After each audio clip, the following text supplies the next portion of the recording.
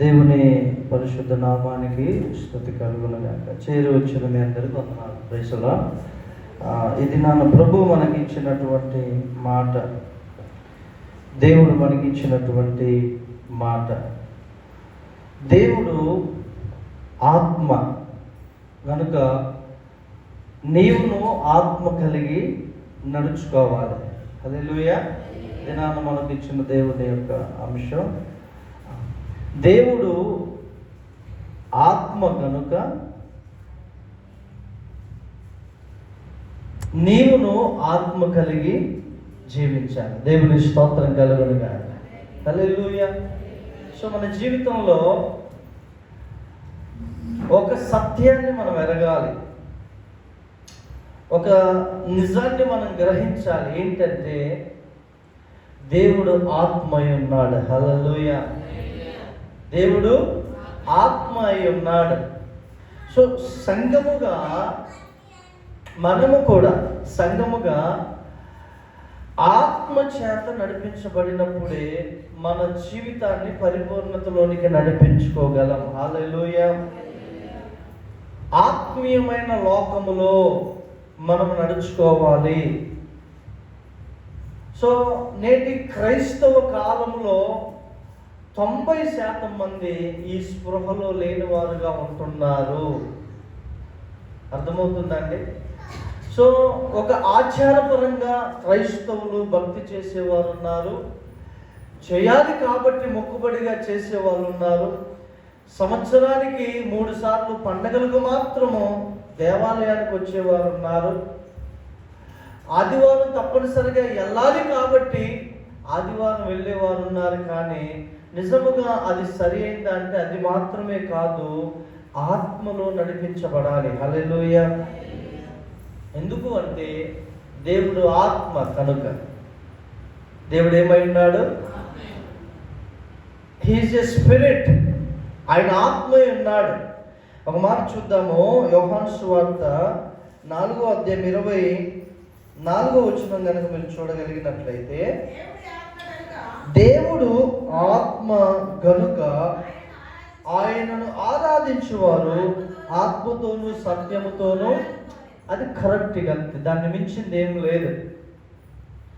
ఆరాధించే విధానాలు చాలా ఉన్నాయి, కానీ దేవుడు కోరుకునేది ఏంటంటే ఆత్మతో.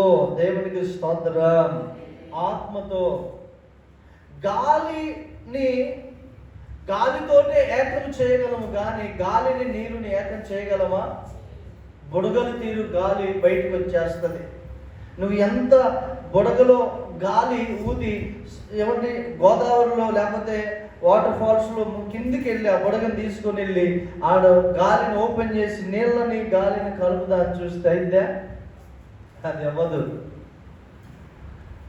దేవుడు ఆత్మ కాబట్టి నీవు ఆరాధించాలి అని అంటే అది నీ శరీరముతో అది అవ్వదు, నీ ఆత్మతోనే ఆ ఆత్మ కనెక్ట్ అయింది. హల్లెలూయా. నువ్వు ఎంతసేపు ఎన్ని గంటలైనా ప్రార్థన చేయి, నువ్వు ఎన్ని పాటలు వచ్చినా అన్ని పాటలు పాడు, కానీ స్పిరిట్ ఓపెన్ కాకుండా నువ్వు ఎంత ప్రార్థన చేసినా, నీ ఆత్మ తెరవబడకుండా ఎన్ని పాటలు పాడినా దేవుని ఆత్మతో అది కనెక్ట్ కాదు. అందుకే దేవుడు అంటాడు, ఈ ప్రజలు తన పెదవులతోనే నన్ను గణపరుచుదురు కానీ వారి హృదయం నాకు, వారి ఆత్మ నాకు దూరముగా ఉంది. హలో. దేవుడు ఆత్మ కాబట్టి మనము చేసేది ఆత్మానుసారంగా ఉన్నప్పుడే ఇది దేవునితో కనెక్ట్ అయింది. లేకపోతే వచ్చామా పోయామా క్రైస్తవులమని బోర్డు పెట్టుకున్నామా అన్నట్లే ఉంటుంది, కానీ జీవము నీలో ప్రవహించదు. అర్థమవుతుందా నేనేం మాట్లాడుతున్నాను? జీవము నీలో ప్రవహించదు. హల్లెలూయా. దేవుడు ఆత్మ గనుక నీవు ఆత్మతోనే దేవుణ్ణి వెంబడించాలి, ఆత్మతోనే దేవుణ్ణి ఆరాధించాలి. కొన్నిసార్లు మనల్ని మనం సమర్థించుకోవటానికి, మన పాపములు మనం కప్పుకోవటానికి, నేను చేసిన దోషములు తొలగించుకోవాలనే ప్రయత్నంలో శరీరంతో ఏదో మనం కొన్ని కార్యాలు చేయాలని ప్రయత్నిస్తాం మానవులముగా. అది దేవుని ఎదుట సరైనది కాదు. హల్లెలూయా. దావీదు అంటాడు, 1000 కొలది పొట్టేళ్ళు నీకు అర్పించినను, 10,000 కొలది పశువులు నీకు అర్పించినను, అవి అంగీకరింపబడవు, కానీ విరిగి నలిగిన హృదయమే నీవు అంగీకరిస్తావు. హల్లెలూయా. విరిగి నలిగిన హృదయమును నీవు అలక్ష్యము చేయము. హల్లెలూయా. సో మనము దేవుణ్ణి కలిగి ఉండాలి అనంటే శరీరముతో అవదు, మన ఆత్మ దేవుని ఆత్మతో ఏకీభవించినప్పుడు, కలిసినప్పుడే ఆత్మీయమైన కార్యం మనలో జరుగుద్ది. హల్లెలూయా. 2 కొరింథీ ఒకసారి చూడండి, 3వ అధ్యాయం 17-16 వచనం నుంచి. 2 కొరింథీయులకు రాసిన 2వ పత్రిక 3వ అధ్యాయం 16 వచనం నుంచి.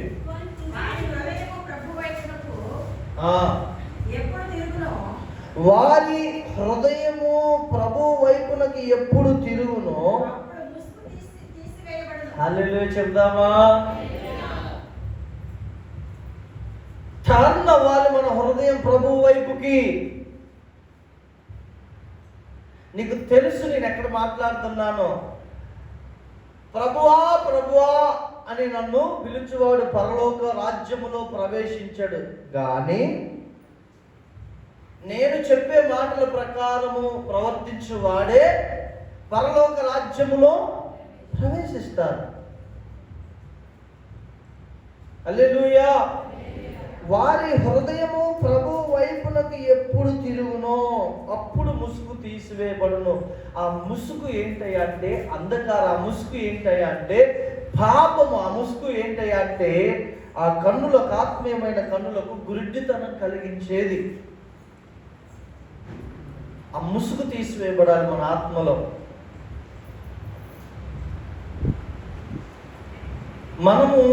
మనకు తెలిసి మనం ఎంత ప్రార్థన చేసినా మన ఆత్మ ఓపెన్ అయి ఆయనతో కనెక్ట్ అయినప్పుడే అది నిజమైన ప్రార్థన. హల్లెలూయా.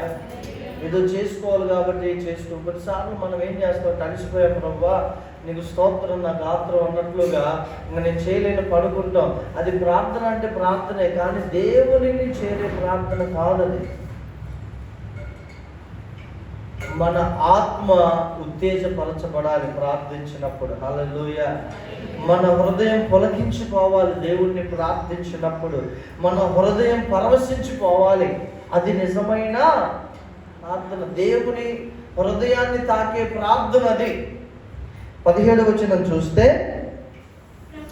ప్రభువే ఆత్మ, ప్రభు యొక్క ఆత్మ ఎక్కడ ఉండునో అక్కడ స్వాతంత్ర్యము ఉండును. హల్లెలూయా. చాలా మంది క్రైస్తవులు ఆత్మలో బంధింపబడిన వారుగా ఉన్నారండి. ఆత్మలో బంధింపబడిన వారుగా ఉన్నారు. ఆత్మలో స్వాతంత్రము లేదు. ఆత్మలో బంధింపబడి ఉన్నారు కాబట్టి శరీరం క్రియలు వారిలో ప్రత్యక్షం అవుతున్నాయి.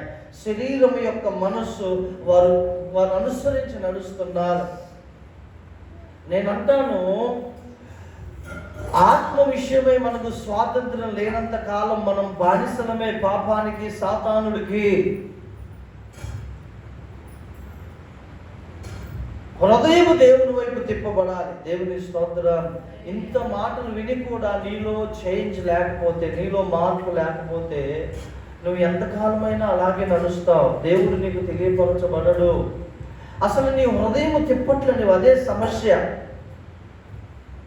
ఓరకు పెదవులతో దేవుని స్తుతిస్తావు, పెదవులతో ఏదో చిన్న ప్రార్థన చేస్తావు, కానీ అమ్మా నువ్వు అసలు నీ హృదయాన్ని తెరుస్తున్నావు. అది తెరవబడకుండా మనలో మార్పు కలగదు. ప్రభు యొక్క ఆత్మ ఎక్కడ ఉండునో అక్కడ స్వాతంత్ర్యము ఉండును. ఆయన ఎప్పుడు నీలోనికి వచ్చి ఉందామా, నువ్వెప్పుడు పిలుస్తావా, హృదయపూర్వకంగా ఎప్పుడు నీ హృదయాన్ని తెరుస్తావా, నేను వచ్చి ఉంటానని దేవుడు ఆత్మ ఎదురు చూస్తూ ఉంటారండి. ఆత్మ ఎదురు చూస్తూ ఉంటారు. హల్లెలూయా. రోమీయులకు రాసిన పత్రిక 8వ అధ్యాయం 9వ వచనం నుంచి చూడండి ఒకసారి. కొన్ని మాటలు మనం ధ్యానం. 8వ వచనం, దేవుని 8వ వచనం 9వ వచనమా?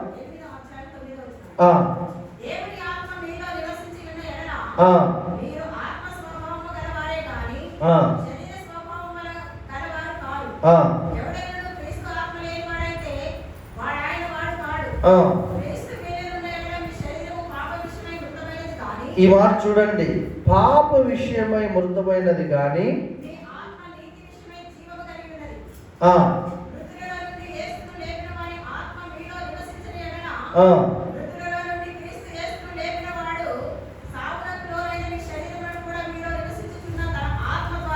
హల్లెలూయా. చావునకు లోనైన మీ శరీరములను కూడా తన ఆత్మ వలన జీవింపచేయను. మీలో నివసించున్న దేవుని ఆత్మ. మనం ఏం నేర్చుకోవాలంటే దేవుని బిడ్డలారా, ఇక్కడ చూడండి, దేవుని ఆత్మ మీలో నివసించి మీరు ఆత్మ స్వభావం గలవారే కానీ శరీర స్వభావం గలవారు. ఒకవేళ శరీర స్వభావం మనలో నుంచి ఉత్పత్తి అవుతుంటే మనలో ఆత్మ ఉన్నదా లేదా? ఎవడైనాను 9వ వచనం, ఎవడైనా క్రీస్తు ఆత్మ లేని వాడైతే ఆయన వాడు కాడు. అంటే అన్య భాషలు మాట్లాడటము అనేది కాదు ఇక్కడ దేవుడు ప్రస్తావించేది. క్రీస్తు ఆత్మ లేనివాడు నా వాడు కాడంటే, క్రీస్తు ఆత్మ ఉన్నప్పుడు ఆత్మానుసారంగా నడుస్తాడు. క్రీస్తు ఆత్మ లేకపోయినప్పుడు వాడు శరీరానుసారంగా జీవిస్తాడు. ఎప్పుడు అవకాశం దొరుకుద్దా సిగరెట్ తాగుతా, ఎప్పుడు అవకాశం దొరుకుద్దా ఫ్రెండ్స్తో ఎంజాయ్ చేద్దా, ఎప్పుడు అవకాశం దొరుకుద్దా నేను ఈ లోకాన్ని అనుభవిస్తానని ఒక శరీర మనస్సు కలిగిన వాడుగా జీవిస్తాడు. వాడిలో క్రీస్తు ఆత్మ లేదు కాబట్టి వాడు ప్రార్థన చేసినా, మొక్కుబడి ప్రార్థనలు చేసినా ఆయన వాడు కాడు.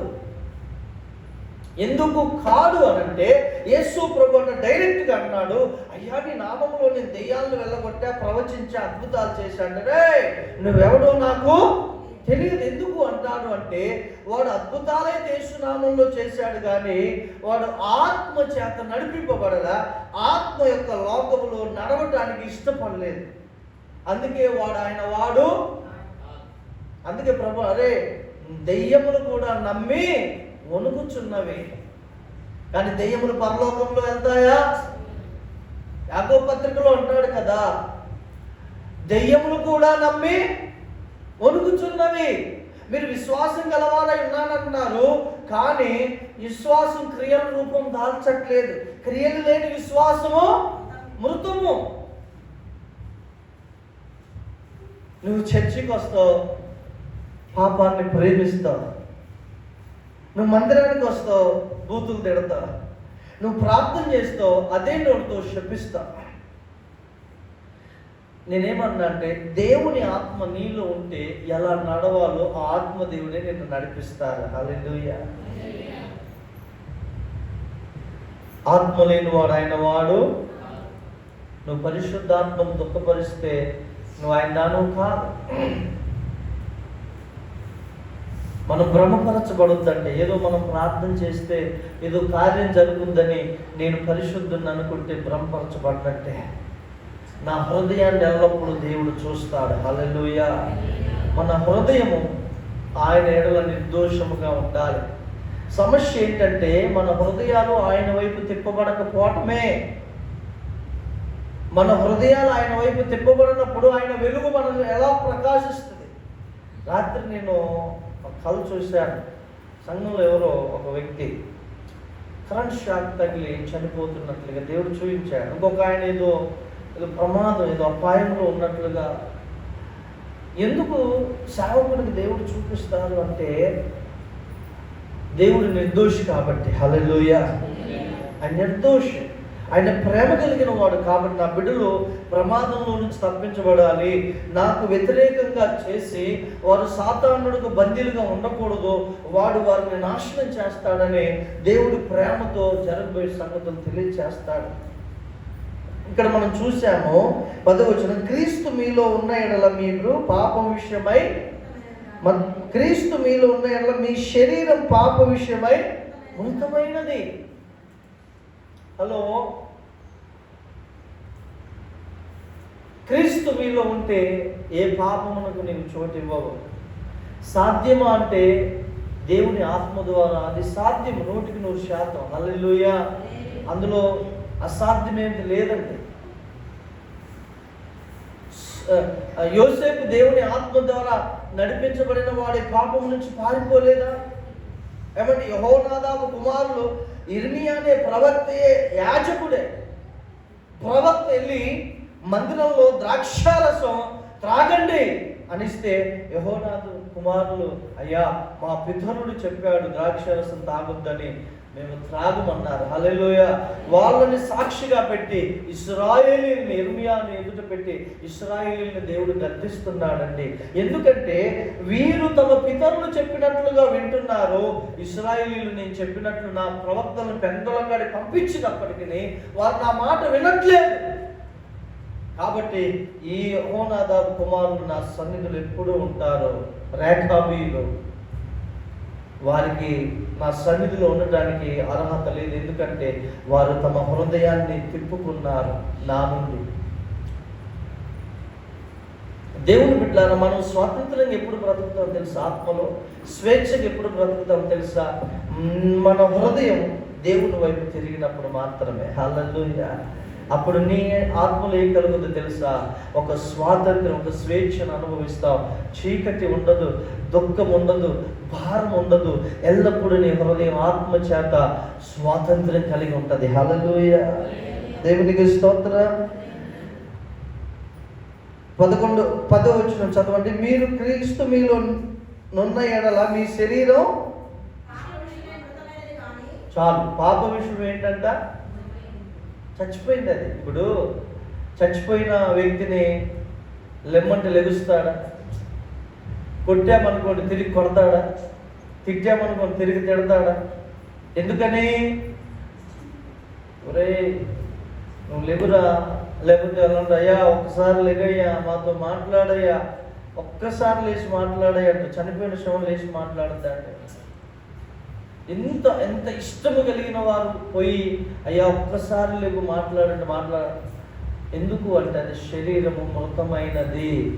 క్రైస్తవులముగా మనము నీతి విషయమై ఎల్లప్పుడూ జీవించి ఉత్సాహం కనపరచాలి. పరిశుద్ధత విషయమై ఎల్లప్పుడూ జీవించి ఉత్సాహం కనపరచాలి. కానీ పాపము విషయంలో, మోసము విషయంలో, అపవిత్రత విషయంలో, కొట్లాటల విషయంలో, గొడవల విషయంలో, బూతులు ఆడుకునే విషయంలో, పాపము సంబంధమైన ప్రతి కార్య విషయంలో మన శరీరం చచ్చినదిగా ఉండాలి. ప్రతిస్పందించకూడదు. ఎవ్వరికి ఆమె చెప్పాలని లేదా? హల్లెలూయా.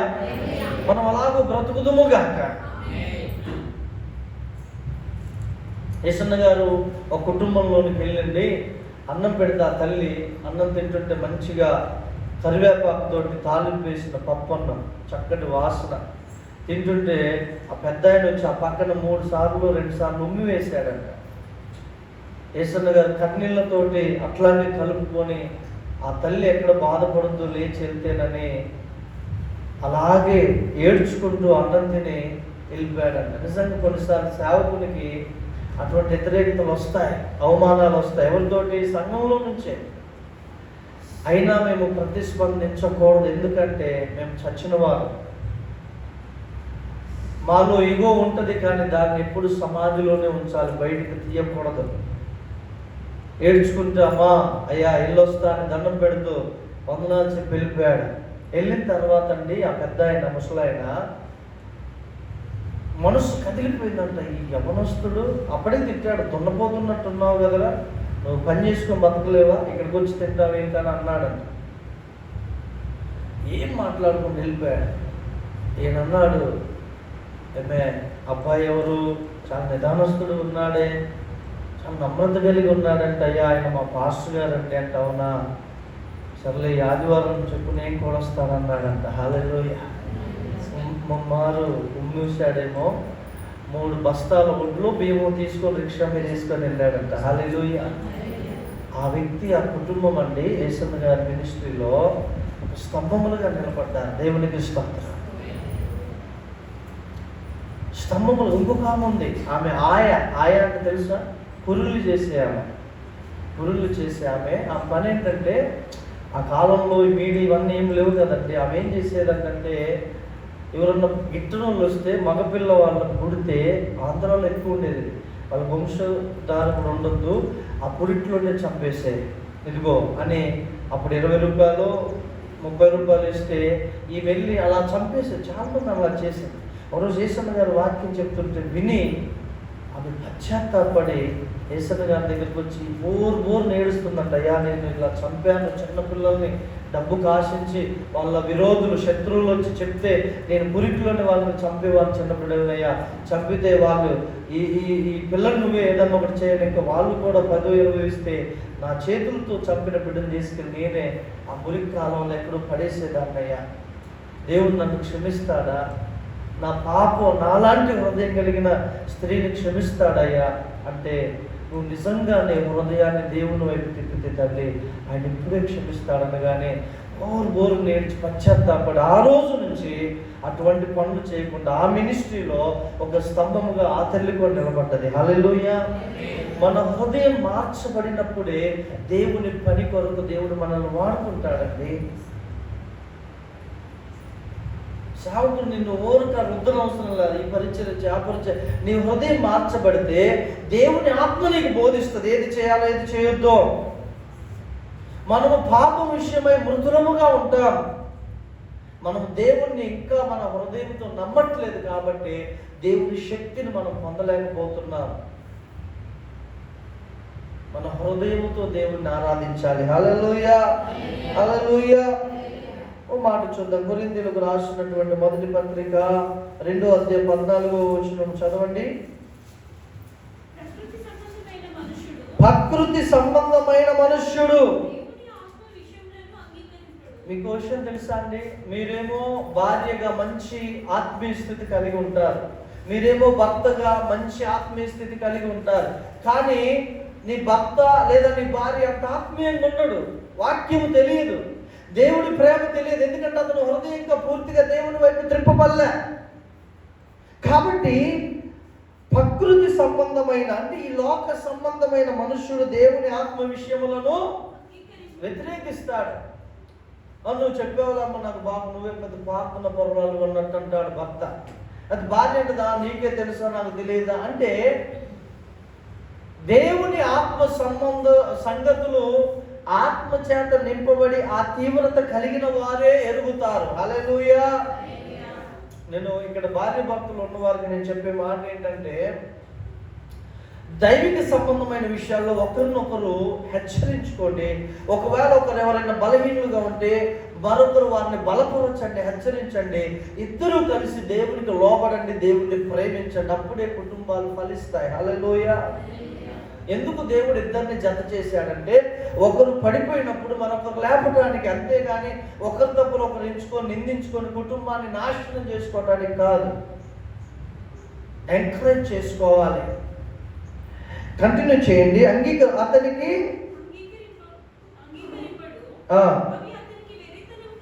వెర్రితనముగా ఉన్నవి కానీ ఆత్మానుభవము చేతనే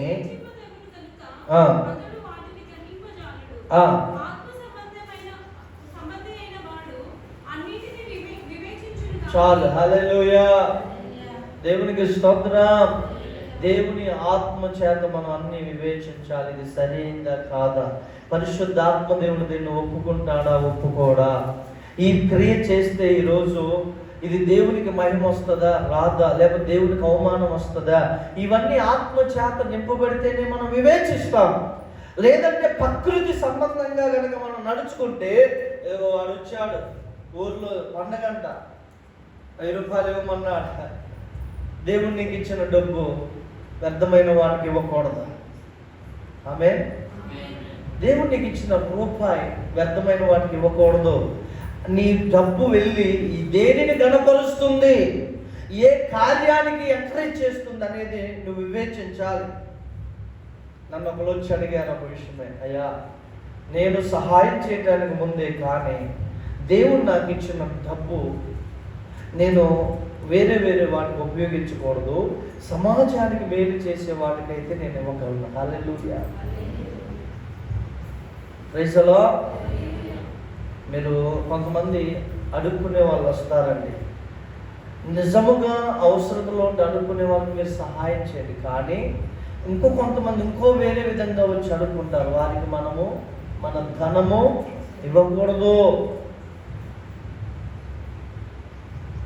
మన ధనము దేవునికి వ్యతిరేకమైనటువంటి వారి చేతుల్లోనికి వెళ్ళకూడదు. అది నీ చేతిలో నుండి అది దేవుని చేత అంగీకరించబడదు. దేవుడు అన్నాడు, బీదలకు సహాయము చేయండి, ఉపకారమును ధర్మమును చేయక మానకండి అన్నాడు. కానీ నువ్వు చేసే ఉపకారం, నువ్వు చేసే ధర్మం ఏ ఆరాధన ఎంకరేజ్ చేస్తుందో హల్లెలూయా, జాగ్రత్తగా వినాలి. జాగ్రత్తగా మన డబ్బును ఉపయోగించాలి.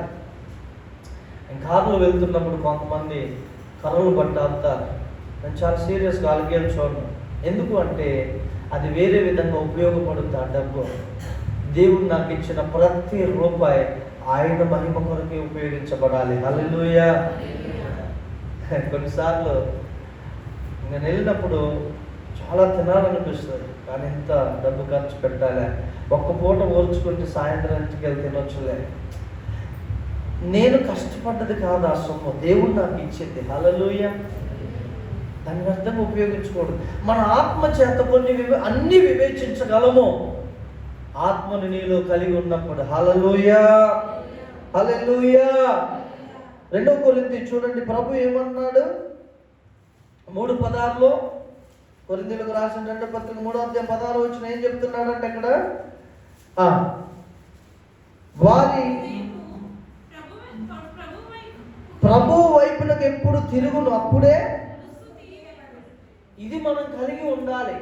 ఇశ్రాయేలుతో దేవుడు అన్నారే, బాబు ఇప్పటికీ మీ హృదయము కఠినపరచబడింది, ఇప్పటికీ మీ హృదయముల మీద ముసుగు వేయబడింది, ఆ ముసుగు తీయబడలేదు అంటాడు పాత నిబంధనలో.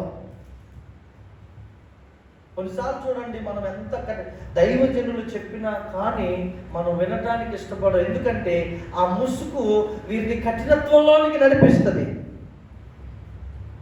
ఒక విధమైనటువంటి మూర్ఖత్వంలోనికి నడిపిస్తుంది. గలతీ పత్రిక ఏముంది 1:10 ఒకసారి చదవండి. గలతీలకు రాసిన పత్రిక 1వ అధ్యాయం 10వ వచనంలో ఏం చెప్తుందండి?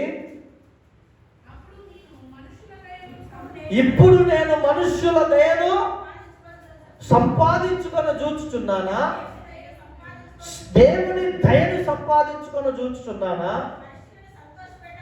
నేను మనుష్యులను సంతోషపెట్టగోరుచున్నానా? నేను ఎప్పటికీ మనుషులను సంతోషపెట్టు వాడనైతే. చూసారా, నేను దేవుని దాసుని కాదు, దేవునికి ఇష్టమైన వ్యక్తిని కాదు. మీలో ఎంతమంది మనుషుల్ని సంతోషపెట్టే క్రమంలో దేవుణ్ణి నిర్లక్ష్యం చేస్తున్నారండి?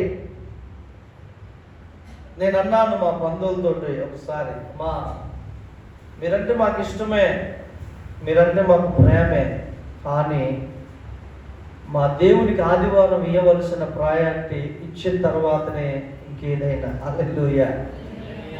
మేము బ్రతికి ఉన్నామంటే దేవుడు, మేము ఈ స్థితిలో ఉన్నామంటే కారణం దేవుడు. అయితే దేవునికి ఇవ్వాల్సిన ప్రయారిటీ మేము బంధువులకి, మిత్రులకి ఇవ్వము.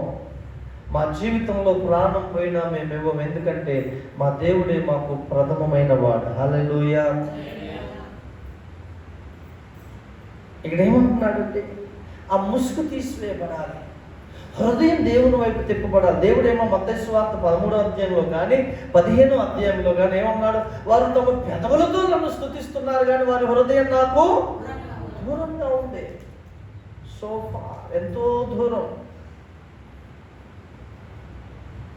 హల్లెలూయా. ఏమన్నాడు? మరలా చదవండి అమ్మ 10వ వచనం. ఇప్పుడు 10వ వచనం అమ్మ, గలతీ 1:10.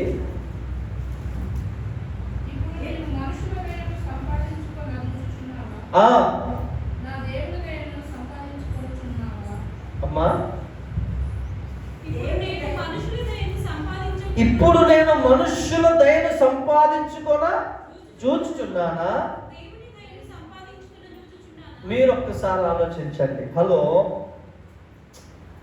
శాంతి ఎప్పుడు ఒక మాట అనేది, ఇప్పుడు 10 years బ్యాక్, ఇప్పుడు కాదు, అసలు నాకు క్యాన్సర్ వచ్చి నా పెదవుల్లో నుంచి ఇలా రక్తం గారుతూ ఉంటే అందరు నన్ను చూసి ఆహా ఓహో జాలి పడుతుంటే అబ్బా పిక్చర్ చూడాలని ఉంది అనేది. అంటే అమాయకత్వంలో మనుషుల దయ ఏం చేస్తుంది? ఇప్పుడు మనుషులు దయపడతారు, కానీ నువ్వు ఎక్కడికి వెళ్తావు? ఏమండి, చాలామంది ఏం చేస్తారంటే మనుషుల దయ, మనుషులు నా మీద జాలి పడాలి, అమ్మో ఈయన ఇంత కష్టంలో ఉన్నాడా అనాలి, అమ్మో ఈమె ఇంత కష్టపడుతుందా దయ, అమ్మో ఈ ఒక్కతే ఇంట్లో పని బయట పని ఎంత చేస్తుందో మనుషుల దయ. దానివల్ల ఏమి ఉపయోగము? ఇప్పుడు నేను నిన్ను అప్రిషియేట్ చేస్తాను, నేను ఘనపరుస్తాను, ఏమొస్తుంది చెప్పండి మీకు? కానీ దేవుని దయ మన మీదకి వస్తే ఆ ఆదరణే వేరండి. హల్లెలూయా.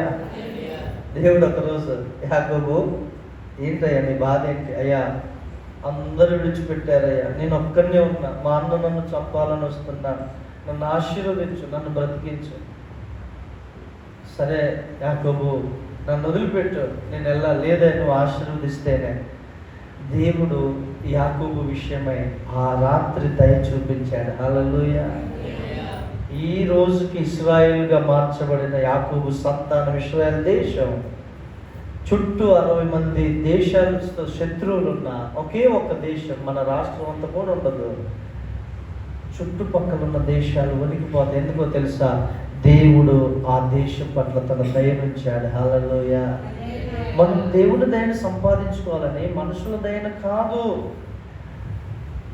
నువ్వు ఆదివారం వాళ్ళు పెళ్ళిళ్ళు పెడితే, ఫంక్షన్లు పెడితే, వాళ్ళ దయ కోసం, వాళ్ళ మెప్పు కోసం నేను వెళ్ళకపోతే వాళ్ళు బాధపడతారు, నేను వెళ్తే వాళ్ళు సంతోషిస్తారని మనం వెళ్తాం. మంచిదే, వాళ్ళు సంతోషిస్తారు, మనకు ఓ సూపర్ హ్యాపీ, వాళ్ళు ఆనందిస్తారు, మనకు ఓ చాలా సంతోషం. కానీ నీ ప్రాణాన్ని రక్షించిన దేవుడు సంతోషిస్తున్నాడా? హ్యాపీగా ఉంటున్నాడా? ఆ తర్వాత నువ్వు వస్తావు, వాళ్ళు నిన్ను మర్చిపోతారు, నీకు ఏదో ఆపద వస్తుంది, మరలా నువ్వు ఆ కుటుంబం దగ్గరికి వెళ్ళి అడగలవా నాకు ఈ ఆపద నుంచి విడిపించమని? హలో, ఎక్కడికి వెళ్తాం మనం? దేవుని దగ్గరికి వెళ్ళి దేవుని పాదాలు. నేనేమంటున్నానంటే, ఇంత క్షేమం ఇచ్చే దేవుడు, ఇంత కాపాడే దేవుడు, ఇంత ఆశీర్వదించే దేవునికి నువ్వెందుకు ఆయన దయ కొరకు, ఆయన కృప కొరకు ఎదురు చూడట్లేదు? ఇంకో మాట ఏమంటున్నాను, నేను మనుషులను సంతోష పెట్టుకోవచ్చు. నీవెవరిని, దేవుణ్ణి సంతోష పెట్టాలా, మనుషుల్ని సంతోష పెట్టాలంటే మనమందరం నిశ్చయంగా చెప్తాం, మనం దేవుణ్ణే సంతోష పెట్టాలంట. అవునా కాదా? కానీ నిజముగా అది క్రియల్లో చూపిస్తున్నామా? మనల్ని మనం పరీక్షించుకుందాం. మనం నోటి మాటతో అంటున్నాం, కానీ క్రియల్లో అది చూపించగలుగుతున్నామా? ఎస్, బంధువులు శత్రువులు అవుతారు, అలుగుతారు, కానీ 1-2 సార్లు అలుగుతారు, కానీ 3వసారి ఏమనుకుంటారు తెలుసా? వీడిని పిలిచిన ఆదివారం వారు దేవుణ్ణి వదిలిపెట్టి రాడు.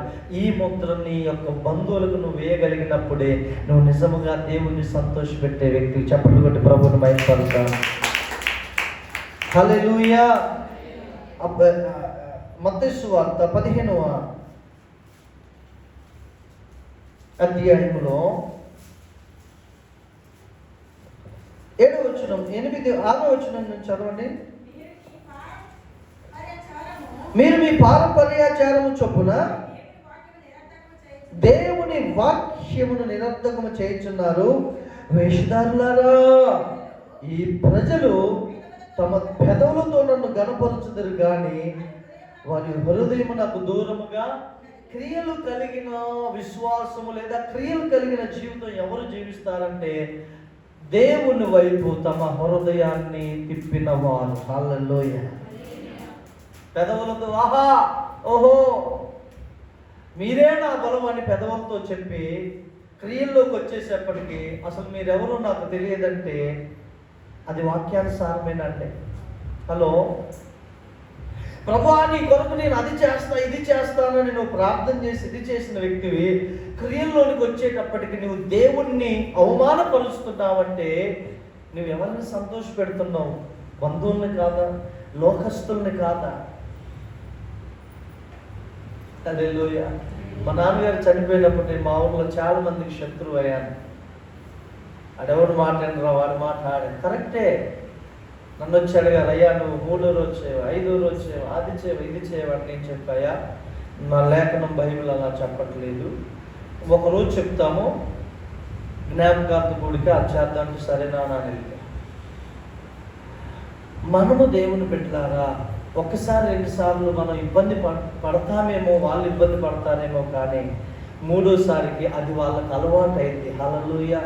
పరిసయ్యులు యేసు ప్రభువుని హింసించారు, పరిసయ్యులు యేసు ప్రభువుని హింసించారు, కానీ యేసు ప్రభు ఏది చేయాలో అదే చేశాడు. ఆ తర్వాత పరిసయ్యుల తెగలో కూడా కొంతమంది యేసు ప్రభువుని సొంత రక్షకుడిగా అంగీకరించారు. హల్లెలూయా. మీరు యేసు ప్రభువుని దేవుడిగా ఆరాధిస్తారా? మిమ్మల్ని చంపేస్తానని చంపేశాడు సౌలు, జైల్లో వేశాడు. ఒకప్పుడు దేవుడు దమస్కు మార్గంలో కనబడ్డాడు.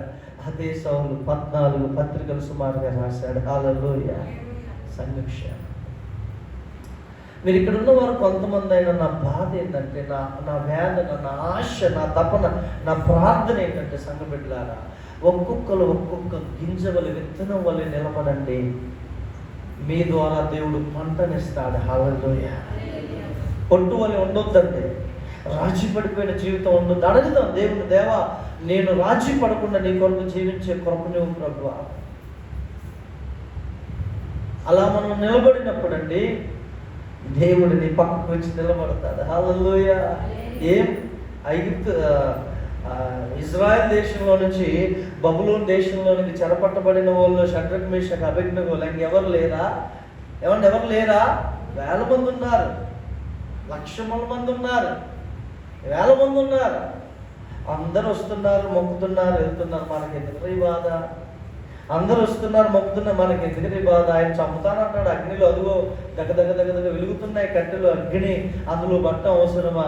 కానీ దేవుని బిడ్డలారా, ఒక 3 మాత్రం నా దేవుణ్ణి నేను నిరూపిస్తా. ఒకవేళ నేను చనిపోయినా పర్వాలేదు, కానీ ఆ అగ్నిలో వేయబడ్డా పర్వాలేదు, కానీ ఈ ప్రతిమకు నేను సాగిలపడను. హల్లెలూయా. ఒక స్త్రీనండి, రోమా ప్రభుత్వంలో కడుపుతో ఉన్న స్త్రీ, 8 నెలల గర్భవతి, యేసు ప్రభు నమ్ముకున్నదని జైల్లో వేశారు. వేస్తే 2 నెలలు 3 నెలలు హింసించారు. కడుపులో బిడ్డ 8 నెలలు వీక్ అయిపోయింది. అయినా నేను ఆ ప్రభువే కావాలని. చివరిసారిగా చెప్తున్నాం, నువ్వు యేసు ప్రభుని విడిచిపెట్టేసే, నిన్ను విడుదల చేస్తా అంటే నో, నేను విడిచిపెట్టాను. ఆమెను తీసుకెళ్ళి ఒక జంతువును పోసినప్పుడు వాళ్ళు చర్మాన్ని తీస్తారు. ఆ చర్మాన్ని కుట్టి అందులో ఈమెను పెట్టి ఆ చర్మాన్ని ఎండలో పెట్టారు. ఇప్పుడు ఆ పచ్చి చర్మం ఏమైందండి, ఎండ తగిలినప్పుడు ఇలా దగ్గరికి వచ్చేసి రాడ్డు లెక్క అందుకు వచ్చినప్పుడు అందులో ఆ తల్లి కడుపులో ఉన్న బిడ్డ అన్నిగి చచ్చిపోయారు. వాళ్ళని చంపేసినటువంటి సైనికుడు, అంటే మన భాషలో చెప్పాలంటే సిఐఓ ఎస్ఐ గారు ఎవరు ఉంటారు కదా, ఈ సంఘటన చూసండి అతడు పశ్చాత్తాపడి ఆ వ్యక్తి దేవుని నమ్ముకొని అద్భుతమైన సేవ చేశాడు. హల్లెలూయా. నీవు విత్తనంగా ఉండి చచ్చిపోతే ఆ విత్తనంలో నుంచి కొన్ని 1000 ఫలాలు వస్తాయి. ఆమేన్. హల్లెలూయా. ఆమె ఆ విధంగా చచ్చిపోవటాన్ని బట్టి వేసిన జైలు అధికారం మారుమనసు పొంది పశ్చాత్తాపడి నిజ దేవుడిని యేసుక్రీస్తుని ఎరిగి ఆ రోమా ప్రభుత్వంలో నుండి గొప్ప సేవ చేశాడు. నేనేం చెప్తున్నానంటే, మనము దేవుణ్ణి సంతోషపెడదాం. పెదవులతో కాదండి, పెదవులతో అది ఇది ఇది అని చెప్తాం మంచిదే, కానీ హృదయముతో క్రియల్లోకి వచ్చేసప్పటికి అది మనం పాటిస్తున్నామా లేదా? దేవుని బాధ ఏందో తెలుసా? చదవండి ఆ మాట. ఈ ప్రజలు తమ పెదవులతో నన్ను గణపరుచుదురు కానీ వారి హృదయము నాకు దూరముగా ఉన్నది. మనుష్యులు కల్పించిన పద్ధతులు దైవోపదేశములను బోధించుచు వారు నన్ను వ్యర్థముగా ఆరాధిస్తున్నారు. కానీ ఎలా ఆరాధిస్తున్నారు? హలో సంగమా, ఎలా ఆరాధిస్తున్నారు? ఆత్మతో ఆరాధిస్తున్నారా? వ్యర్థముగా. ఈనాటి క్రైస్తవ ఎంతో మంది గొప్ప స్వరాలతో దేవుడిని ఆరాధిస్తున్నారు, కానీ వ్యర్థముగా ఆరాధిస్తారో. మనుష్యుల పద్ధతులు, మనుష్యులు కల్పించిన పద్ధతులని ఆచారాల్ని, ఇది దైవోపదేశములని నీవు నన్ను వ్యర్థంగా ఆరాధిస్తున్నావే. కొంతమంది చూడండి, మీరు ఒక మాట అండి బైబిల్లో, ఇప్పుడు నేను అంటాను, మీరు ఒకసారి ఆలోచించండి, ఎక్కడైనా బైబిల్లో పెళ్ళిళ్ళ విషయంలో కానీ చనిపోయిన తర్వాత కానీ కొన్ని కార్యాలు మనం ఓవర్ యాక్షన్ చేస్తాం. దేవుడు చెప్పాడు ఎక్కడన్నా అట్లా చేయమని. ఒక వ్యక్తి చనిపోతే నేను నా విషయంలో చెప్తున్నా, స్తుతించాం దేవుడిని, మా నాన్నగారు అయిపోయినాక మా జ్ఞాపకార్థం కూడా పెట్టి సువార్త వినిపించాం. సహజంగా మీరైతే ఏం చేస్తారు, సంవత్సరానికి మళ్ళా జ్ఞాపకం చేసుకోవాలని. దేవుడు వాక్యం ఏం చెప్తుంది, నీతిమంతుల్ని జ్ఞాపకం చేసుకొనుట ఆశీర్వాదం. కానీ మనం నార్త్ ఇండియాలో ఏం చేస్తారు తెలుసా, వాళ్ళు చనిపోతే వాళ్ళకున్న ఆచారం ప్రతి సంవత్సరం చనిపోయిన వాళ్ళని జ్ఞాపకం చేసుకుని వాళ్ళకి ఏదో వండి అన్ని రా వచ్చి తిను అని చెప్పగానే ఈలోపు ఏదో ఒక దెయ్యం వచ్చి ఎవరినో ఒకరు బట్టి నేనే వచ్చాను రా మనవడా అంటది. దెయ్యానికి తెలియదు ఆ వ్యక్తి ఎలా జీవించాడు, ఎలా ఉన్నాడు అనేది. అటువంటి చేయొచ్చా? మనం చేయకూడదు. మనము చేయవలసింది ఏంటంటే నీతిమంతుల్ని జ్ఞాపకం. అంటే బైబిల్లో ఉన్న నీతిమంతులను కానీ నీతిమంతుడైన యేసయ్యను కానీ, ఒకవేళ మీ అమ్మ నాన్న దేవుని భక్తిని అనుసరించి కనుక చనిపోతే, నా తల్లి నా తండ్రి లాగా భక్తిలో ఉన్నారని నువ్వు జ్ఞాపకం చేసుకో, పర్లేదు. దేవుని స్తోత్రం, హల్లెలూయా. కొన్ని మనము చేయొచ్చు, కొన్ని మనము చేయకూడదు. ఒకవేళ మనం పెట్టుకున్నాం అనుకోండి, దాన్ని ఒక సువార్త ప్రకటించే వేదికగా చేసి దాన్ని బేస్ చేసుకొని యేసు ప్రభువుని ప్రకటించాలి. హల్లెలూయా. అక్కడ సువార్త జరగాలి, అట్లయితేనే పెట్టాలి, అది పెట్టొద్దు.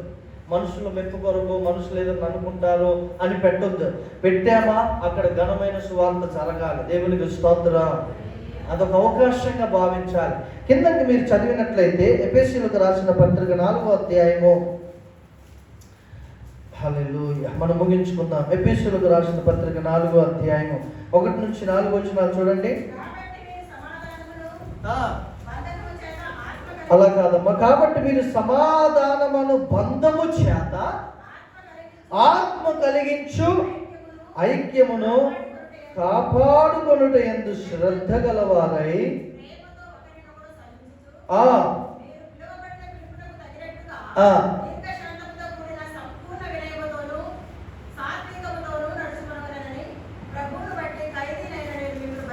ఎక్కడి నుంచి రాస్తున్నాడు తెలుసా అండి? పౌలు జైల్లో నుంచి రాస్తున్నాడు.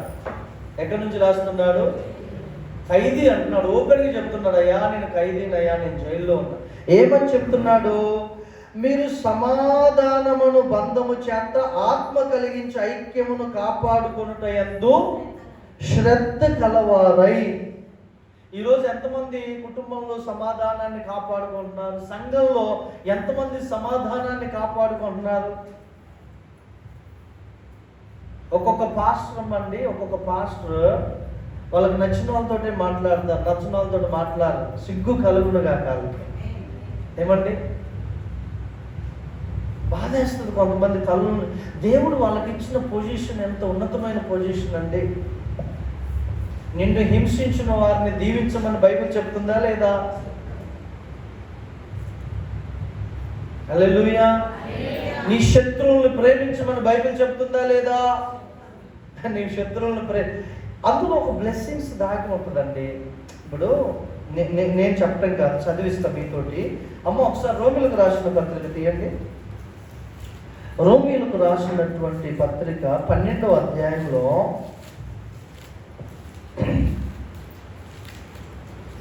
18, 19, 20 వచనాలు చదవండి. శక్యమైతే మీ చేతనైనంత మట్టుకు సమస్త మనుషులతో సమాధానముగా ఉండుడి.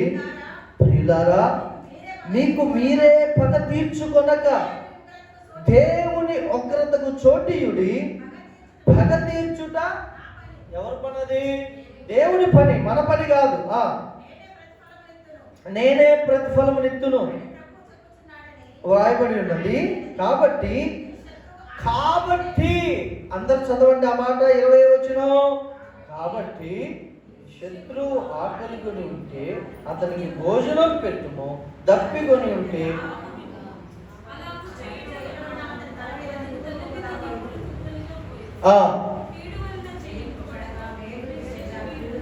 హల్లెలూయా. ఇది ఆత్మ కలిగించే ఐక్యత. ఏమన్నాడంటే, ప్రియులారా మీకు మీరే పగ తీర్చుకొనక దేవుని ఉగ్రతకు చోటివుడి, పగ తీర్చుట నా పని, నేనే ప్రతిఫలమిచ్చును. హల్లెలూయా. మీ జీవితంలో ఇప్పుడు ఎప్పుడైనా చేశారా మీరు? హలో, నేను చేసే అలాగే నన్ను ఒక ఆమె భయంకరంగా దూషించి ఆ ప్రాంతంలో వ్యతిరేకత తెచ్చింది. మొత్తానికైతే ఒక దేవుని పనిని అడ్డుకొని డిస్టర్బ్ చేసి ప్రశాంతంగా ఉంది. అందరూ అనుకున్నారు అబ్బాయిలకు ఫుల్ శత్రుత. ఆ నెక్స్ట్ డే నేను ప్రేయర్కి వెళ్తున్నాను బండి మీద, ఆమె కూడా వస్తుంది, వెళ్తుంది. బండి ఆమె ఎక్కండి, ఎక్కడికి వెళ్తున్నారు కదా అంటే చర్చికి అంటే ఆమెకి ఏం మాట్లాడాలో అర్థంగా సిగ్గు కలుగుతుంది. అరే నేను నిన్న ఇంత ఇది చేస్తే ఇప్పుడు నేను ఇంత ప్రేమతో ఎక్కించుకున్నానని. ఇవి ఏంటంటే వాళ్ళ తల మీద ఏంటి నిప్పులు. మనల్ని ద్వేషించే వారిని మనం ప్రేమిస్తే అక్కడ నీకు ఘనత రాకపోవచ్చు, కానీ నీ దేవునికి ఘనత వస్తుంది. హల్లెలూయా. అది ఆత్మ కలిగించే ఐక్యత. 19వ వచనం కంటిన్యూ చేస్తే 20వ వచనం చూస్తే, కాబట్టి అది అలాగే చావాలి అనకూడదంట. నువ్వు శత్రువు ఆకలి కొని ఉన్నాడు అనుకోండి, ఆయనకి అట్లే ఉండాలి అనకూడదంట. నీ శత్రువు దప్పికొని ఉంటే వాడు అట్లే దాహంతో చావాలి అనకూడదంట. దేవుడు అంటున్నాడు. కొంతమంది అండి వాళ్ళ పగ ఎంత ఉంటుందంటే, ఇది ఎప్పుడు నాశనం అవుతాడా నా కన్నులతో చూడాలనుకుంటారండి. కానీ ఆ చూపు ఎదురు చూస్తాడు చూడండి, అది అలా తిరిగి వాడు దాని ఎంత శ్రద్ధ కలిగి ఉన్నట్టున్నాడు అనేసి సైతాన్ని ఏం చేస్తాడు తెలుసు, అది వాడి జీవితంలోనే ఇస్తాడు. లేఖనాలు ఉన్నాయండి నహూము గ్రంథంలో కానీ పాత నిబంధనలో, నీ శత్రువు అపాయములో పడి ఉంటే నీ హృదయమందు నువ్వు సంతోషించకు, యెహోవా దానిని చూచునేమో అంటాడు. అంటే దాని అర్థం ఏంటంటే, నీ శత్రువు నాశనం అయిపోతుంటే నువ్వు హృదయమందు సంతోషిస్తే అదే నాశనం నీ మీదకి వస్తుందేమో జాగ్రత్త అని దేవుడు హెచ్చరిస్తున్నాడు. దాహము కలిగి ఉంటే అలాగు, దప్పికొని ఉంటే దాహమేమో, ఆకలి కొని ఉంటే భోజనం పెట్టుము, అలాగు చేయటం వలన అతని తల మీద నిప్పులు కుప్పలుగా పోయిదు. కీడు వలన జయింపక మేలు చేత కీడు వలన జయించడం అంటే, ఒకడు మన కీడు చేశాడంటే ప్రతి కీడు చేస్తే ఏమైంది, వాడిని మనము జయించినట్లే. ఇప్పుడు నేను పవన్ నన్ను ఒకటి కొట్టాడండి, నేను 4 కొట్టా, నేను జయించానా లేదా? చెప్పట్లే, జయించానా లేదా? అలా కాకుండా అతను నన్ను కొట్టినా నేను ప్రేమతో అతన్ని మార్చుకుంటే జయించినట్లే. ఆ జయం మంచిదా, కొట్టి 4 జయించడం మంచిది అంటున్నాడు దేవుడు. ప్రేమ చేత వారి మనస్సును గెలుచుకోవటం మంచిది. హల్లెలూయా. ఇది మనకు సాధ్యమగును గాక. హల్లెలూయా. అందువల్ల నిప్పులు కుప్పలుగా పోస్తారు. ఇది ఆత్మ కలిగించే ఐక్యత. ఇది ఆత్మ కలిగించేటటువంటి ఐక్యత. దేవునికి స్తోత్రం. ఇంకో మాట చూద్దాం. ఎఫెసీయులకు రాసిన, ఇందా చదివామా, మొదటి 4 వచ్చినాం కదా, 5:18 చూడండి. 5:18 ఏమంటున్నాడు? ఎఫెసీయులకు రాసిన పత్రికలు 5:18లో, మరియు మద్యముతో మత్తులై ఉండకుడి, దానిలో దుర్వ్యాపారము కలదు, అయితే ఆత్మ పూర్ణులై ఉండుడి. హల్లెలూయా. మద్యముతో మత్తులై ఉండకూడి అంటే 2 విధాలుగా మనం చెప్పుకోవచ్చు. ఒకటి, నిజముగా సారా తాగి మత్తులో ఉంటాం. రెండోది, లోకానుసారమైన మత్తు కలిగి నేను ఇదే చేస్తాను, ఇంకొకటి చేయను, నాకు ఇదే తెలుసు, నేను ఇదే చేస్తాను అన్నట్లుగా మత్తులుగా ఉండకూడదండి. కానీ ఎలా ఉండాలంట? ఆత్మ పూర్ణులై ఉండాలి. దేవునికి స్తోత్రం. ఇశ్రాయేలీలు అలాగున్నాడు. ఒకరోజు ఇశ్రాయేల్లో 10 మంది పెద్దలు వచ్చి, ఇర్మియా గారు మన పితరులని, మన బంధువుల్ని, మన దేశస్తుల్ని బబులోను రాజు వచ్చి అందరిని కొనుక్కోబోయాడు కదా, ఇదిగో నీ దేవుడు నీతో మాట్లాడతాడు కదా, నువ్వు దైవజనుడు కదయ్యా, నువ్వు దేవుని దగ్గరికి వెళ్ళి విచారణ చేయి, నువ్వు దేవుడు నీతో ఏం చెప్తాడో చెప్పు, మేము అది అనుసరిస్తామంటే ఇర్మియా ఏం చేస్తాడంటే, మరలా ఇక్కడికి వద్దాము, ఇర్మియా ఏం చేస్తాడంటే దేవుని దగ్గరికి వెళ్ళేసి దేవుని దగ్గర విచారణ చేస్తాడు. హల్లెలూయా. దేవుని దగ్గర విచారణ చేసి 10 దినముల తర్వాత వచ్చి ఈ యొక్క ఇశ్రాయేలీయులకు చెప్తే వీళ్ళు ఏమంటారు తెలుసా, దేవుడు నీతో మాట్లాడాడు అనడానికి రుజువు ఏంటి అని అంటారు. చూశారండి? ఒకసారి ఇర్మియా గ్రంథం ఆ మాట చదువుతారా? గతించిన దినముల్లో కొన్ని నేను మీకు చూపించాను. అంటే వారు అదే మత్తులో జీవిస్తూ ఉంటారు. Thank you lord, thank you lord. 21వ అధ్యాయము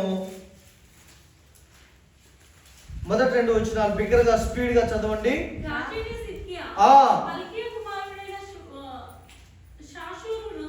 పషూరును యాజకుడగు మయషేయ కుమారుడైన జెఫన్యాను పిలిపించి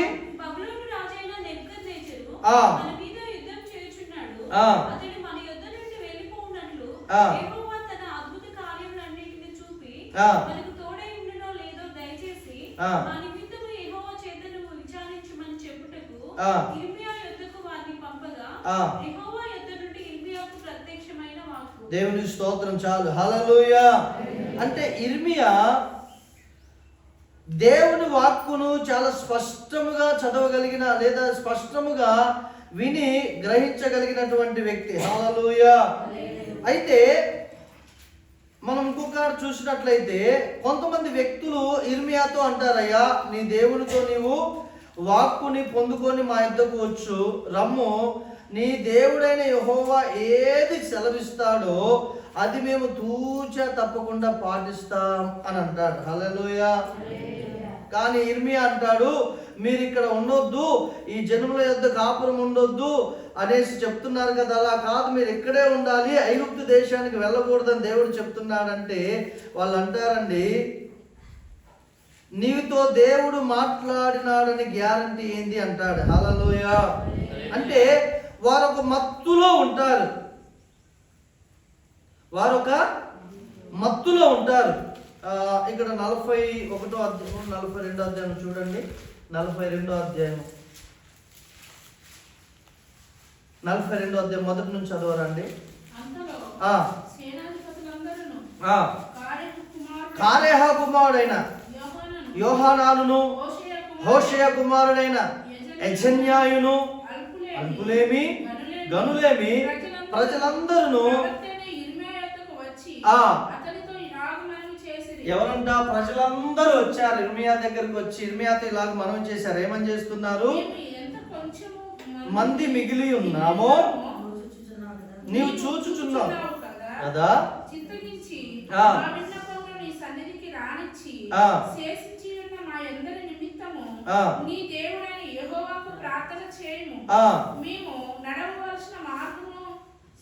మేము నడవవలసిన మార్గము చేయవలసిన కార్యమును నీ దేవుడగు యెహోవా మాకు తెలియజేయును గాక.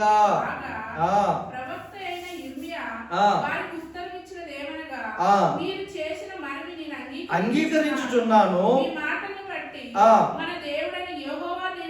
ప్రార్థించుదును,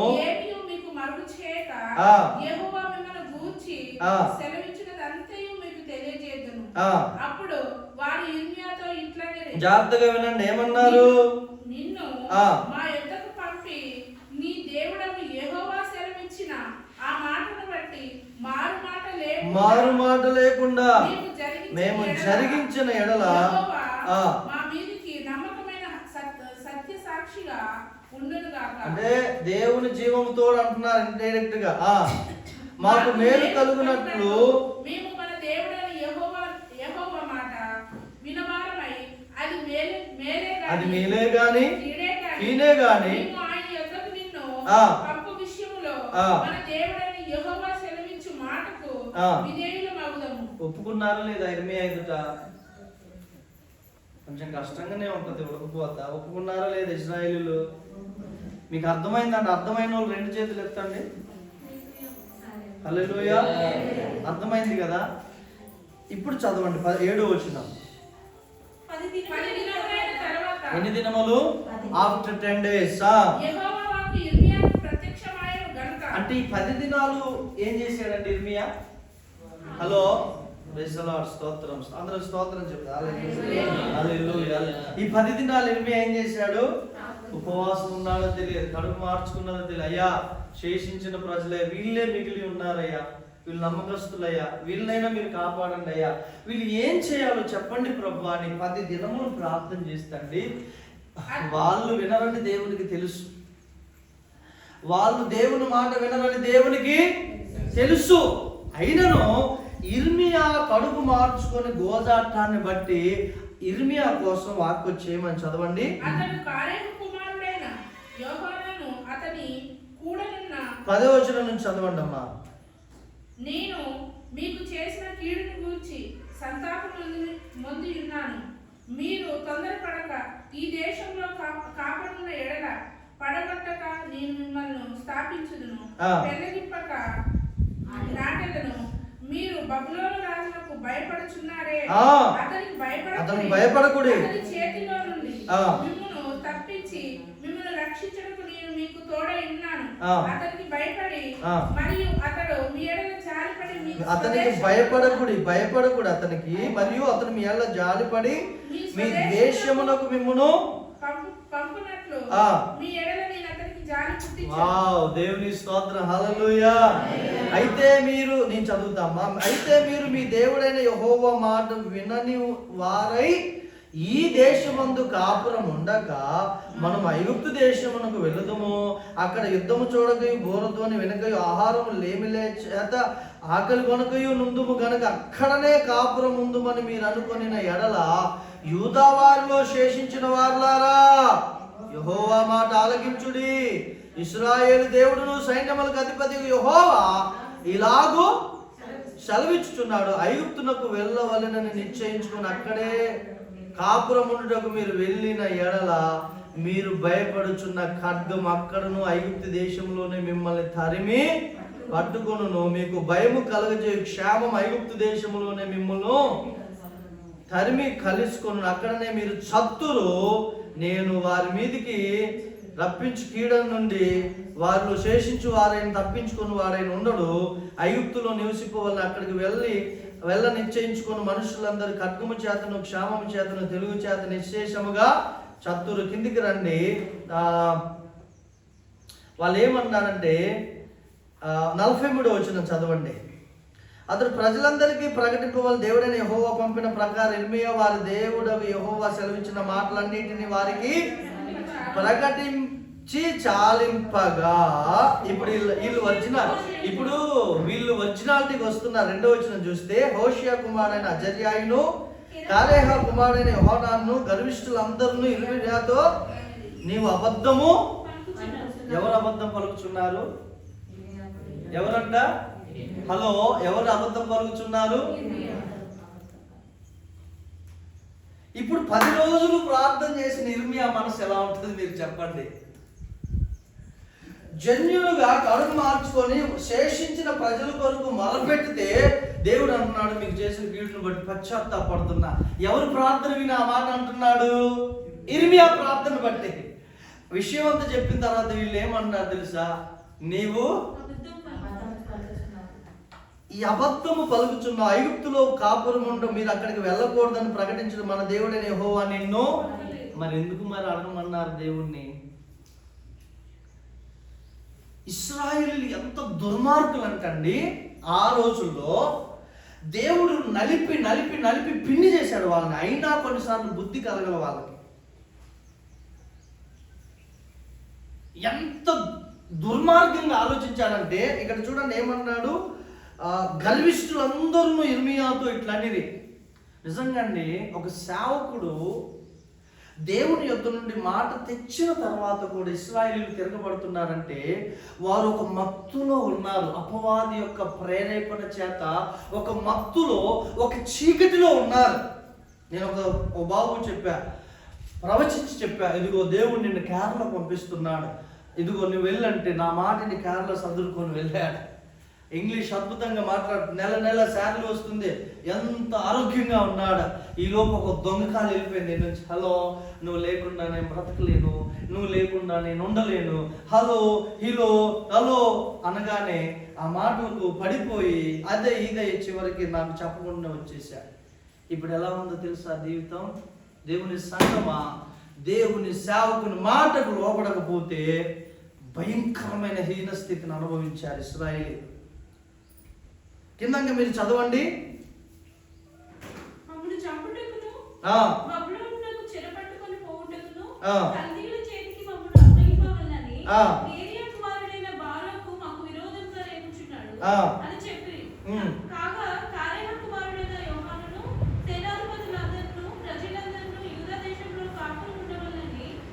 పదో వచనం చదవండి. ఇశ్రాయేలు దేవుడును సైన్యములకు అధిపతి యెహోవా సెలవిచ్చినదేమనగా, ఇదిగో నా దాసుడగు బబులోను రాజైన నెబుకద్నెజరును నేను పిలిపించి తీసుకొని వచ్చి నేను పాతి పెట్టిన ఈ రాళ్ళ మీద అతని సింహాసనమును ఉంచెదను. అతని రత్న కంబలి వాటి మీదనే అతడు వచ్చి తెగుళ్లకు నిర్ణయింపబడిన తెగుళ్లకును, చెరకు నిర్ణయింపబడిన చెరకును, ఖడ్గమును నిర్ణయింపబడిన ఖడ్గమును అప్పగించుచు ఐగుప్తీయులను హతనము చేయండి. దేవుడు ఏమన్నాడంటే, మీరు ఐగుప్తుకు వెళ్తే మిమ్మును నశింప చేస్తా, మిమ్మును బట్టి ఐగుప్తీయులకు నశింప చేస్తా. ఒక యోనా దేవుని మాటకు లోబడిన కారణం చేత పడవలో ఉన్న అందరూ చచ్చిపోయే స్థితికి వస్తే ప్రాధేయపడుతున్నారు, అయ్యా మేమేం చేయాలి? చీట్లు వేస్తే యోనా పేరును పడితే నిన్ను బట్టి ఈ తుఫాన్ వచ్చింది, మేమేం చేయాలి? యోనా ధైర్యంగా చెప్పాడు, రే నన్ను బట్టి నేను పాస్టర్గా నన్నలే, నన్ను ఎత్తి సముద్రంలో పడివేయండి, తుఫాన్ ఆగుద్ది. హల్లెలూయా. ఈ రోజుల్లో నష్టపోతూ కూడా సత్యం చెప్పేవారు కరువైపోయారండి. నేను ఎలాగో నాశనం అయిపోతున్నా, వీరు కూడా నాతో పాటు కలవాలి. ఇదేంటంటే సునకానందం. నేను ఒక్కనే కాదు, నాతో పాటు కొంతమంది. ఇదేంటంటే లూసిఫర్ ఆనందం. శేషించిన ప్రజలు ఏమైపోవాలండి? ఈ కరేహ కుమారుడు వీళ్ళందరూ చెర్మియా దగ్గర అడిగితేనే కదా దేవుని దగ్గర విచారణ చేసింది. వీళ్ళు ఒక మత్తులో ఉన్నారు, ఒక మత మత్తు, ఆచారాల మత్తు, మద్యముతో మత్తు. ఇలా ఉండకుండా ఎలా ఉండాలంట? ఆత్మ పూర్ణులైనడి. 18 వచ్చిన చదవండి. ఎఫెసీ 5:18. 5:18.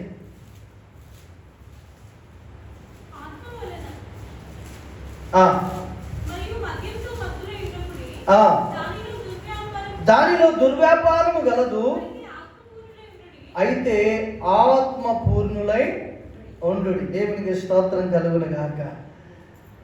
హల్లెలూయా. ఆఖరికి ఒక మాట చదివి మనం ప్రార్థన చేసుకుందాం. తిమోతిలకు రాసిన 2వ పత్రిక, ఈ మాట చదివి మనం ప్రార్థన చేసుకుని బలంలో చేయవేద్దాం. తిమోతికి రాసిన 2వ పత్రిక 1వ అధ్యాయం 17 వచనం చదవండి. అతడు రోమాకు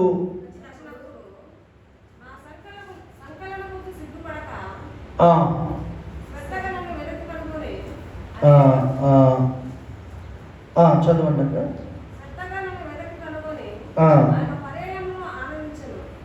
ఇక్కడ నేను కొంచెం తప్పు రాసుకున్నానండి. ఇక్కడ ఆయన పిరికితనము గల ఆత్మను ఇవ్వలేదు. 2 తిమోతి 1:7 చూడండి ఒకసారి. 2 మొదటి అధ్యాయం 2 తిమోతి 1వ అధ్యాయము 17 కాదండి, క్షమించండి, 7వ వచనం. దేవుడు మనకు శక్తియు ప్రేమయు ఇంద్రియ నిగ్రహము గల ఆత్మనే ఇచ్చను గాని పిరికితనము గల ఆత్మను. శక్తియు ప్రేమయు ఇంద్రియ నిగ్రహము గల ఆత్మనే ఇచ్చాడు కానీ పిరికితనము గల ఆత్మను పిరికి వారు ఎక్కడికి వెళ్తారని వాక్యం సెలవిస్తుందండి. అబ్బా నిజమా? చదవండి ప్రకటన గ్రంథం ప్రకటన గ్రంథం. హల్లెలూయా, హల్లెలూయా. 18వ అధ్యాయంలో రాయబడిందా? 19వ అధ్యాయంలో రాయబడిందా? ఒకసారి చూద్దాం. 21వ అధ్యాయం 8వ వచనం చూడండి. చాలు. పిరికి వారును, అవిశ్వాసులను, అసహ్యులను, నరహంతకులను, వ్యభిచారులను, మాంత్రికులను, విగ్రహారాధకులను, అబద్ధికులందరూ అగ్ని గంధకంతో మండు గుండముల పాలు. ఇది పిరికివారంటే ప్రతి దానికి భయపడేవాడు. పిరికివారంటే అమ్మో రాత్రి అక్కడ దెయ్యం ఉంటుంది భయపడారు. పిరికివారంటే అమ్మో నేను విశ్వాసం కలిగి ఉంటే వాళ్ళు నన్ను ఏదన్నా అంటారా. పిరికివారు. షడ్రక్ మేషక్ అబేద్నెగోలు పిరికివారా? చెప్పండి. ధైర్యము గలవారు. దానియేలు పిరికివాడా? పిరికివాడు కాదు.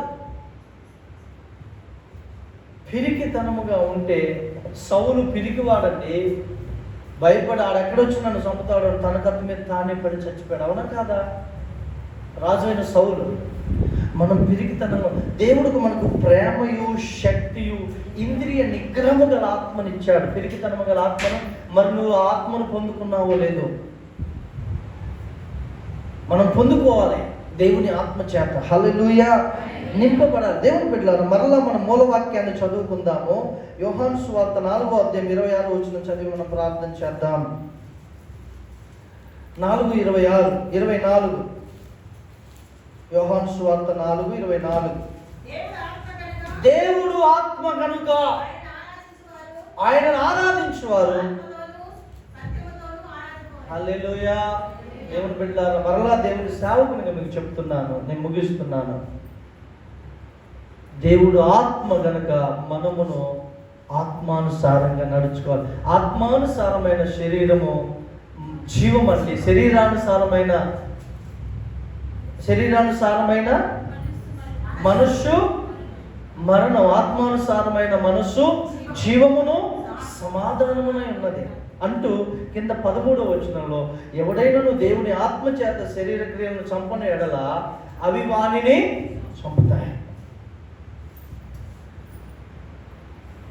గలతీ 5 వచనంలో ఉంది, మనము శరీరానుసారముగా ప్రవర్తించువారము కాదు, మన శరీరానికి దాసులము కాదు అంట.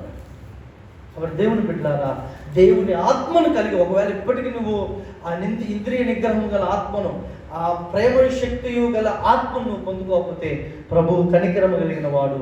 ఈ సమయంలో నువ్వు ఆయన ఆత్మను పొందుకో. అందరూ లేచి నిలబడదాం. ప్రియ దేవుని బిడ్డలారా. Hallelujah. Thank you Holy Spirit God. దేవా నీ ఆత్మ చేత నన్ను నింపయ్యా.